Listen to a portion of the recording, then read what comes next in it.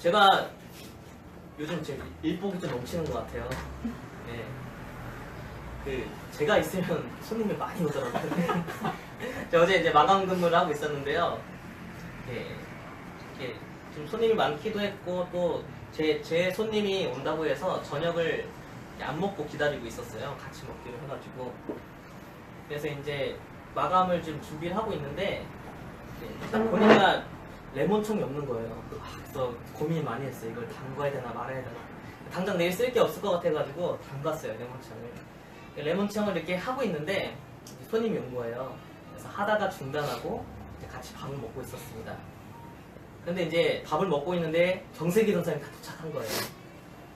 그리고 나서 이제 여기 부엌에서 뽀시락뽀시락 거리는 소리가 들리는 거예요. 그래서 저는 딱 예측을 했죠.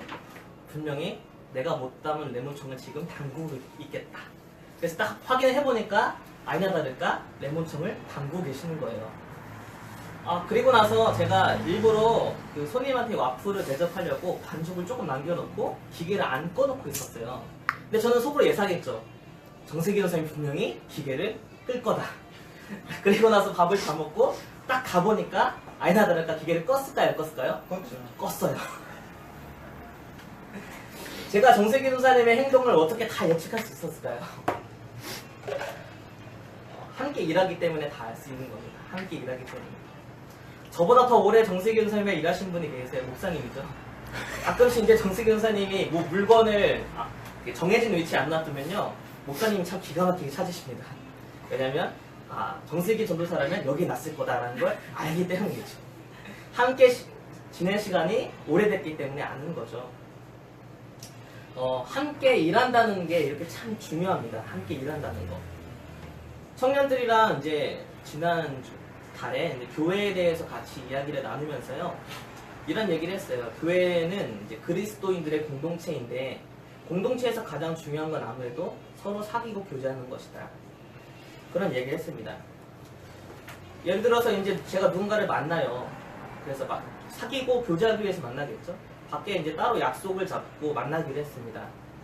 그래서 이제 만나서 같이 저녁을 먹고 차도 마시고 그렇게 하는데 만나는 내내 얘기는 한마디도 안 하고 서로 스마트폰을 할 일만 하다가 그렇게 헤어지고 집에 돌아왔습니다. 그럼 제가 오늘 이 사람을 과연 만난 걸까요? 이 사람과 오늘 사귀고 이 사람과 교제를 나눈 걸까요? 아니겠죠. 교제를 나눈다는 것, 그리고 사귄다라는 건 조금 특별한 의미인 것 같아요. 제 이야기가 아니라 아주 오래된 독일의 한 신학자가요, 이런 얘기를 했어요. 교제를 한다는 거는, 사귄다는 거는 두 가지가 있는데, 첫 번째는 서로 공동의 일을 함께 할 때, 그리고 두 번째는 서로가 서로를 위할 때, 그때 진정한 인격적인 교제를 하는 것이고 서로 사귀는 것이다. 이런 말을 했습니다. 그만큼 함께 일하는 게 참 중요한데, 왜냐면요, 함께 일하다 보면요, 일을 하다 보면 이 사람과 1대1로 만나게 되면 정말 몰랐던 모습을 보게 돼요. 친구로 지낼 때는 아무런 이상이 없었는데 같이 일을 하면 정말 새로운 모습들, 진짜 그 사람의 모습을 보게 되는 거죠. 저희 교회 전도사님들 있잖아요. 남자 전도사님 이렇게 네 분 다 이제 학교에서 같이 학교 다녔거든요. 적어도 한 2년 이상을 같이 다니면서 학교를 다닐 때는요, 서로 너무 잘 지냈어요. 아무 문제가 없었어요. 그런데 이 사람들이 같이 일을 하다 보니까 진짜 이 사람의 모습이 보이는 거죠. 물론 때로는 되게 고맙기도 하고 대단하다고 느낄 때도 있고 존경할 때도 있어요. 정말 그런 모습은. 하지만 마냥 좋은 날만 있진 않겠죠. 어떨 때는 정말 화가 나기도 하고 잘 안 맞기도 하고, 물론 다 그렇겠죠. 실망도 하게 되고, 또 나랑 일하는 이제 성격 스타일이 좀 다르기 때문에 이런 부분은 정말 안 맞는구나 라는 것도 깨닫게 됩니다. 이런 과정을 거치면서 서로 진짜 모습을 알게 되고, 그래서 더 깊이 수용하게 되고, 그러다 보면 더 인격적인 교제를 나눌 수 있는 기회도 생깁니다. 더 그 사람을 이해하게 되고 더 이 사람을 위하게 되는 그런 모습, 그런 것이 이루어지게 되죠. 그렇기 때문에 함께 일한다는 거는 굉장히 좀 어려운 일이기도 하지만, 특히 친구끼리 같이 일한다는 건 정말 어려운 일이기도 하지만, 어떻게 보면 더 가까워질 수 있고 더 인격적인 교제를 나눌 수 있는 기회가 되기도 합니다. 그런 의미에서 바울이 참 많은 사람들을 만났지만 오늘 고린도에서 만났던 이 브리스길라와 아굴라와의 만남은 좀 특별합니다. 이제 이 만남은 이 특별한 만남은 이전에도 그런 만남은 없었고 앞으로도 이런 만남은 없을 겁니다. 왜냐하면 3절에 나와 있던 것처럼 브리스길라 아굴라 그리고 바울은 생업이 같았고 같은 직업, 천막을 치는 일을 했었고 그리고 말씀 보면 함께 살면서 일을 같이 하는 사이였기 때문입니다. 같이 이제 일을 하는 사이죠. 브리스길라와 아굴라는 부부입니다. 원래는 로마에서 살다가 글라우디오 황제의 이제 명령을 받고 로마에서 모든 유대인들을 쫓아내는 그 사건 때문에 이제 흘러 고린도에까지 오게 되었습니다. 이제 자신의 있었던 곳을 떠나서 새로 고린도에 이제 막 정착하고 이제 막 자리를 잡아야 되는 이주민이었죠. 그런데 이제 바울이 이제 아굴라를 만난 겁니다. 자기도 이제 생소한 동네고 얼마 되지 않아서 자리를 잡아야 되는데 똑같은 유대인이에요. 같은 유대인. 그리고 직업도 같아요. 참 반가웠습니다. 그래서 바울에게 제안을 합니다. 나랑 같이 동업하자. 혹은 고용을 하는 거죠. 나랑 같이 일하자. 그래서 바울과 이제 이 두 부부는 같이 함께 살면서 같은 일을 하게 됩니다. 그러면서 사실 이제 못 볼 거 다 봤겠죠. 이 사람은 그렇게 그런 일들이 있었겠죠. 바울은 사실 그 자신의 동역자인 실라와 디모데를 기다리고 있었어요. 그래서 이 사람도 기다릴 겸 또 어쩌면 이제 생활비가 떨어질 수도 있겠고 그래서 이 집에 정착해서 좀 살아야겠다라는 생각이 들었나 봅니다. 그래서 정착하면서 이제 일을 같이 합니다. 함께 일을 하면서 분명히 이들은 서로의 좀 본연의 모습들을 봤을 겁니다. 그런데요, 바울이 이제 여기저기 이제 동네를 돌아다니면서 참 많은 사람들을 만나는데요. 이 사람들을 만날 때마다 특징이 있어요. 그 만나는 사람마다 수식어가 붙어요. 그런데 오늘 이 고린도에서 만났던 브리스길라 아굴라에는 아무런 수식어가 안 붙어요. 그냥 유대인이라고 합니다. 오늘 본문만 봐도요. 오늘 본문에 보면 8절 말씀인가요? 네, 7절의 말씀을 보면요. 디도 유스도라는 사람을 만나는데 그 앞에 수식어가 붙어요. 하나님을 경외하는 디도 유스도를 만났다라고 기록하고 있습니다. 그리고 더베에서는 디모데를 만났는데 거기도 수식어가 붙습니다. 디모데는 어떤 사람이냐면 이고니온과 그리고 루스드라에서 형제들에게 칭찬받는 사람.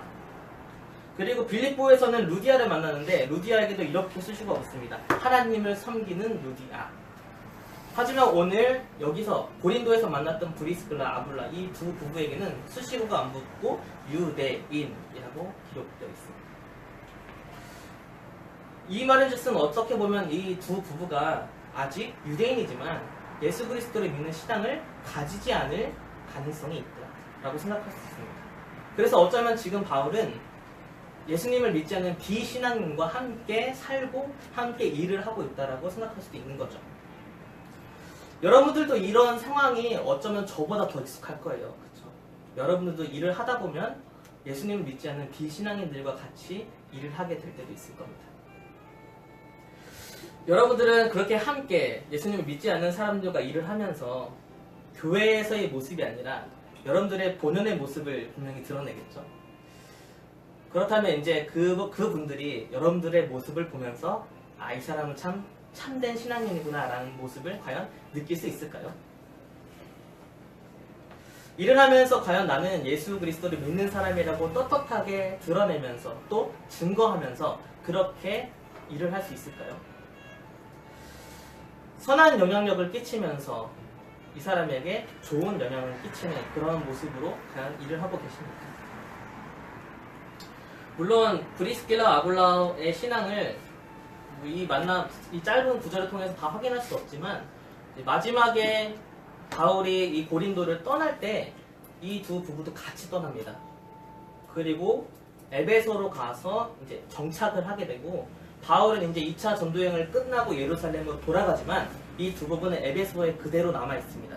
그래서 계속해서 선교 활동을 하고 복음을 가르치다가 이제 로마의 추방령이 끝나자 로마로 다시 돌아가서 그 로마에 돌아간 그 부부의 집이 교회가 됩니다. 바울이 로마서를 기록하면서 편지를 쓸 때 가장 먼저 문안을 물었던 사람들도 바로 브리스길라와 아굴라를 문안을 물었는데 이 두 사람에게 이렇게 수식어를 나중에 붙입니다. 나의 동역자라고 그렇게 얘기합니다. 그러니까 처음에는 단지 천막을 짓는 사람이었지만 바울을 만나면서 바울과 같이 복음을 전하는 사람이 된 것입니다. 바울의 영향력을 볼 수 있었던 것이죠. 바울로 인해서 이 부부는 나중에 하나님의 일꾼이 됩니다. 그리스도의 동역자가 되는 것입니다. 여러분들 직장 안에도 여러분들이 머무는 곳에도 분명 이런 그리스도인들의 일꾼이 있습니다. 하나님의 자녀들이 있습니다. 여러분들과 함께 동역자로 서게 될 그런 사람이 기다리고 있습니다. 여러분들 직장 안에 여러분들이 머무는 곳에 그 사람은 과연 누구입니까? 품고 기도하고 계신 분이 누구십니까? 저희 교회 한 성도님이 12월달 기도 제목을 내놓으면서 이런 기도 제목을 내놓으셨어요. 직장에서 나는 죽고 예수만 드러나기만 합니다. 라는 기도 제목을 내놨습니다. 여러분, 이 기도 제목은 오늘 이 하나님이 우리에게 주신 말씀처럼 우리 모두의 기도 제목이 되어야 합니다. 직장에서 내가 그리스도가 드러나는 삶을 살아가도록. 우리가 함께 오늘 고백해야 될 기도 제목이고 또 함께 실천해야 될 그런 말씀으로 오늘 우리에게 주신 거라 믿습니다. 오늘 본문에 보면 10절에서 본 것처럼 우리 직장 안에는요, 우리가 머무는 곳에는요, 아직은 그렇지 않지만 앞으로 하나님의 일꾼이 될 사람, 앞으로 하나님의 동역자가 될 사람이 너무나 많습니다. 이번 주일날, 주일 맞죠? 주일날 저희 청년부에서 예수는 역사다라는 영화를 봤어요. 그 영화가 어떤 내용이냐면요, 주인공 이름이 리 스트로벨인데 이 사람은 예일대 법학과를 나왔고 시카고의 한 신문사에 이제 법률 담당 기자를 쓰는 사람이었습니다. 아주 확실하고 만질 수 있고 볼 수 있는 팩트만 믿는 무신론자였어요. 이제 그 기자와 아내가 그리고 아이와 함께 식당에서 밥을 먹고 있는데 이 아이가 디저트로 사탕을 먹다가 이 사탕이 목에 걸려서 이제 기도가 막히게 생긴 거예요. 아주 응급한 상황인데 마침 그곳에서 한 간호사를 만나서 이 간호사가 응급처치를 해서 이 아이가 살아납니다. 그러니까 사탕이 목에서 빠진 거죠. 너무너무 고맙다고 하는데 이 간호사가 이런 말을 해요. 고마워하지 마세요. 하나님이 나를 여기 보내신 겁니다. 원래 우리가 다른 식당에 가려고 하는데 하나님이 여기서 분명히 도와줄 사람이 있으니까 이 식당에 가라고 그렇게 나에게 얘기해 주셨습니다. 그러니까 하나님께 영광을 돌리세요. 이렇게 말을 하고 간 거예요. 이 말에 아내가 움직입니다. 마음이 막 움직여요. 그리고 점점 시당이 생기기 시작하고 이 간호사와 함께 교회를 다니면서 세례를 받습니다. 남편이 이게 못마땅한 거예요.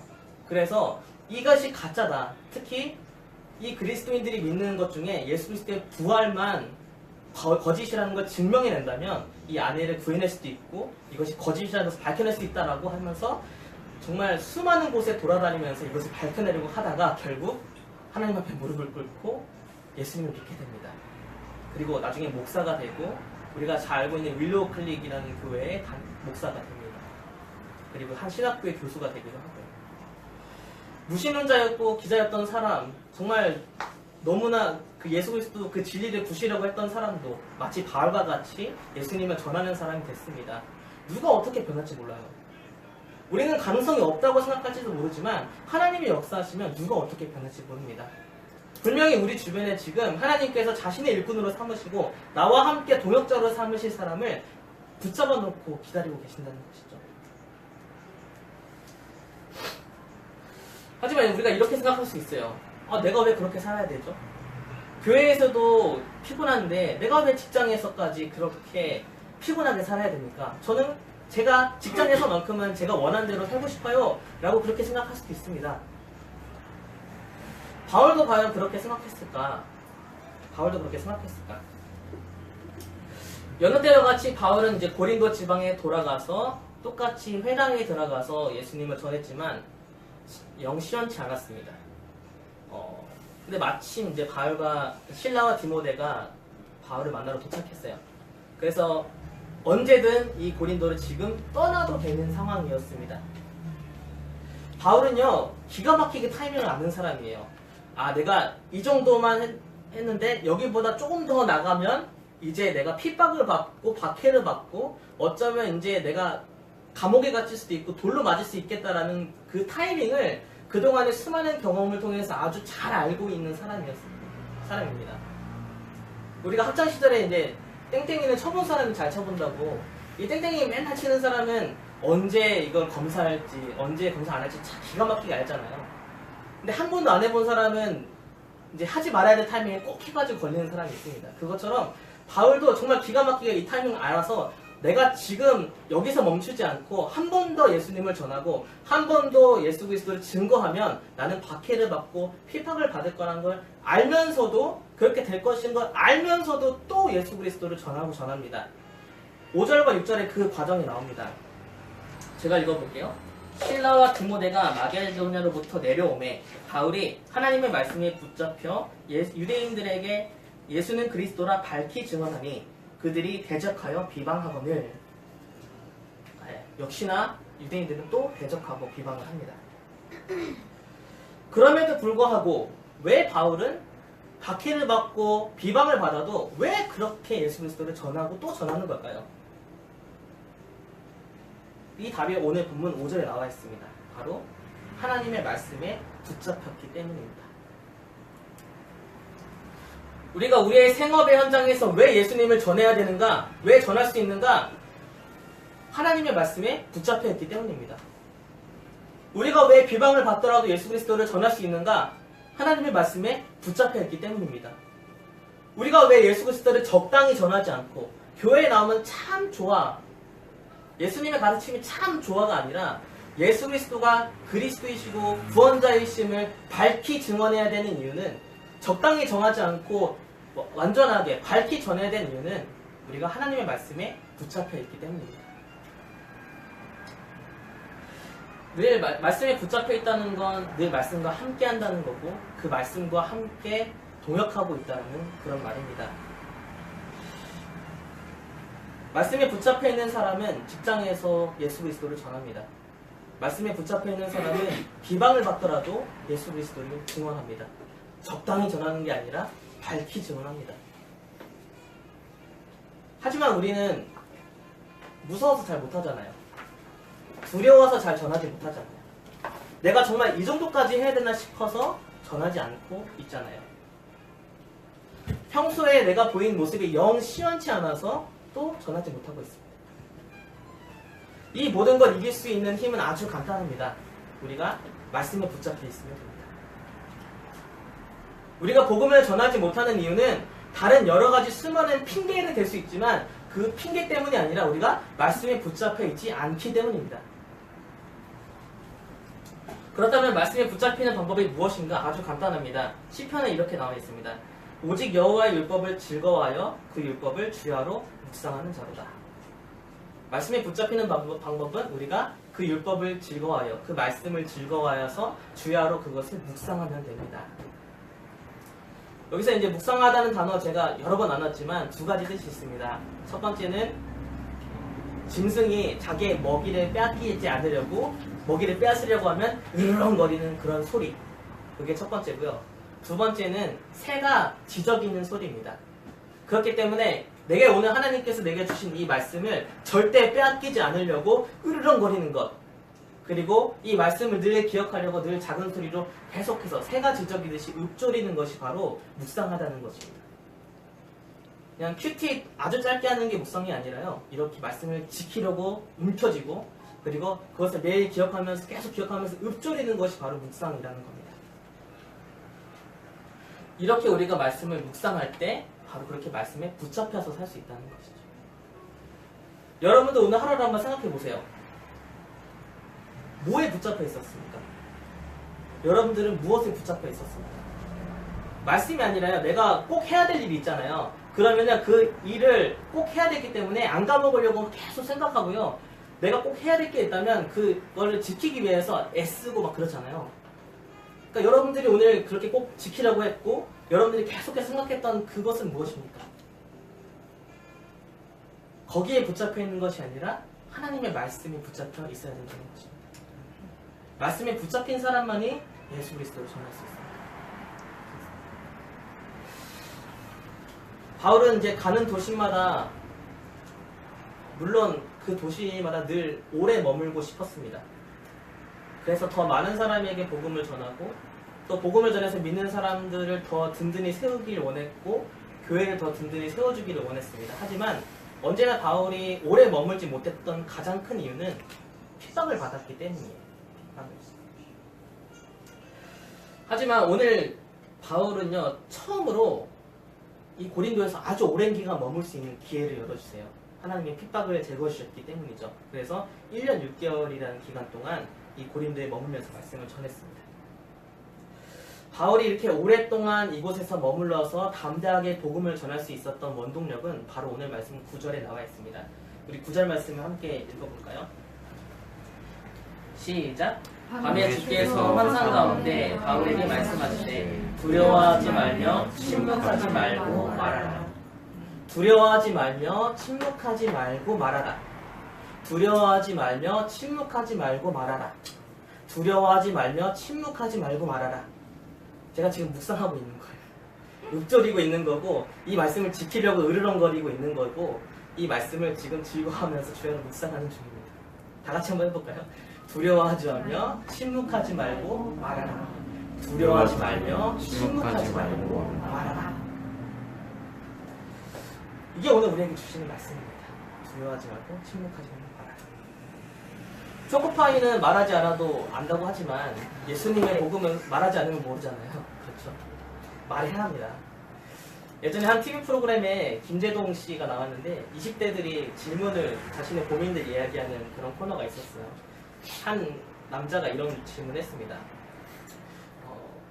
자기가 이제 자격증을 준비하는데 연애와 공부를 동시에 할 수 있습니까? 라는 질문을 했어요. 참 풋풋한 질문이죠. 20대다운 질문이에요. 김재동 씨가 이제 연애에 대해서 얘기합니다.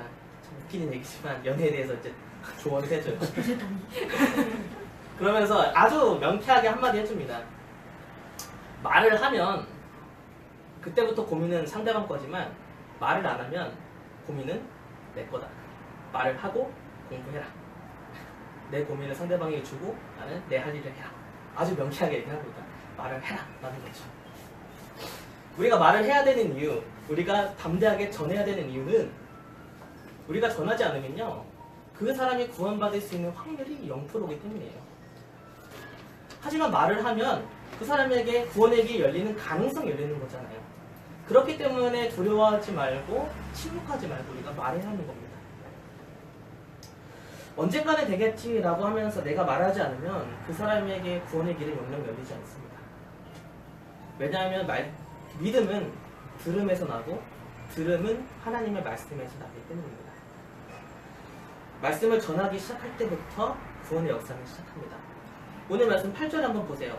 회당장 그리스도가 온 지파가 더불어 주를 믿었고 수많은 고린도 사람들도 듣고 믿어서 세례를 받았더라 라고 합니다. 듣고 믿어서. 듣는 게 먼저고요. 내가 말하는 게 먼저입니다. 듣기 위해서는 말해야 합니다. 말해야 하는 이유는 내가 말할 때 확률이 늘어나서 그렇기 때문이 절대 아니에요.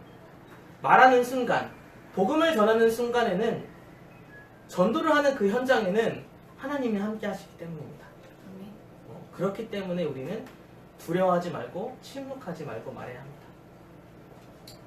혹시 오늘 큐티 본문 보셨나요? 큐티 하셨나요? 시편 71편 14절에서 24절까지 말씀인데요.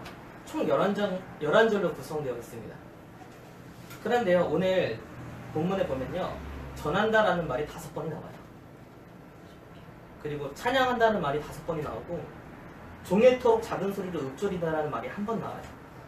11번의 구절에서 말하라는 것이 11번 나와요. 전해라, 전해라, 찬양해라, 작은 소리로 읊조리라라는 말이 계속 반복됩니다. 이 큐티를 오늘 하면서 오늘 하나님이 우리에게 원하시는 것이 바로 이거구나 라는 걸 확신할 수 있었어요. 아까 제가 뭐라고 했죠? 우리가 함께 구성했던 그 구절, 두려워하지 말고 침묵하지 말고 말하라. 우리가 말해야 하는 이유, 우리가 전해야 되는 이유는 아주 간단합니다.